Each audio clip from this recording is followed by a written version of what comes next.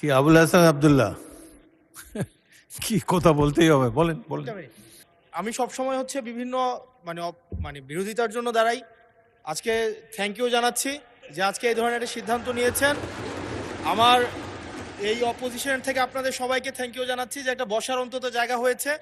আমরা লজ্জায় একটা কথা বলি না। এখন এই পার্লামেন্টের সেকেন্ড মোস্ট জুনিয়র হিসেবে একটা কথা বলছি মানে আপনাদেরকে, সেটা হচ্ছে যে আমাদের একটা ইউনো মহোদয়ের একটা গাড়ি থাকে, উপজেলা চেয়ারম্যানের একটা গাড়ি থাকে, আমরা ভাড়ায় গাড়ি চালাইতে হয়। আমাদেরকে যদি আমরা লজ্জায় এটা বলতে পারি না, আমরা এটা লজ্জায় কোথাও বলতে পারি না। এখন আমাদেরকে যদি একটা বসার ব্যবস্থা করে দিছে, এখন মানুষের কাছে যাওয়ার জন্য যদি একটা গাড়ির ব্যবস্থা করে দেয় তাইলে আমাদের জন্য একটু সুবিধা হয়, মানুষের কাছে একটু যাইতে পারি। মাননীয় স্বরাষ্ট্রমন্ত্রী কিছু বলতে চান?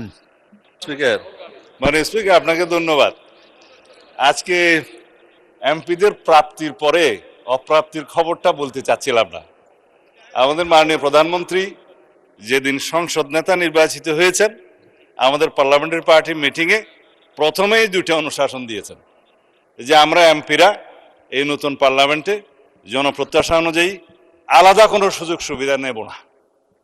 সেই হিসাবে তিনি অনুশাসন দিয়েছেন, একটা আইন আছে, এটা সংসদ বিষয়ক মন্ত্রণালয়ের অধীনে সংসদ সচিবালয় থেকেই লিড করবে।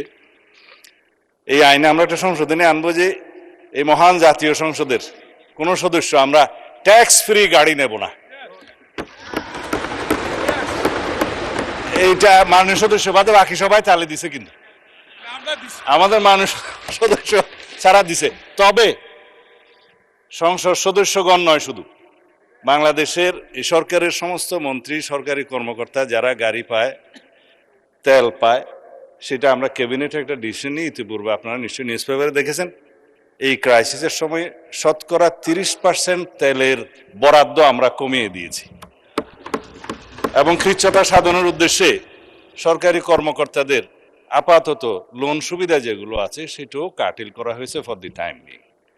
এই সমস্ত এগুলো আমরা সবই জনবান্ধব এবং জনপ্রত্যাশা অনুযায়ী যাচ্ছি, আমাদের মাননীয় প্রধানমন্ত্রীর নির্দেশনা অনুযায়ী। মাননীয় সংসদ সদস্য নিশ্চয়ই অফিস পেয়ে খুশি হয়েছেন, আবার গাড়ি না পেলে নাখুশ হবেন। তো সেই জন্য কিভাবে কি করা যায় সংসদ সদস্যদের যানবাহনের ব্যবস্থা, সেটা আলাদাভাবে আলাপ আলোচনা করে সরকারি দল বিরোধী দল একটা বিহিত ব্যবস্থা করার জন্য আমি মাননীয় প্রধানমন্ত্রীকে অনুরোধ জানাচ্ছি। ধন্যবাদ মাননীয় স্পিকার।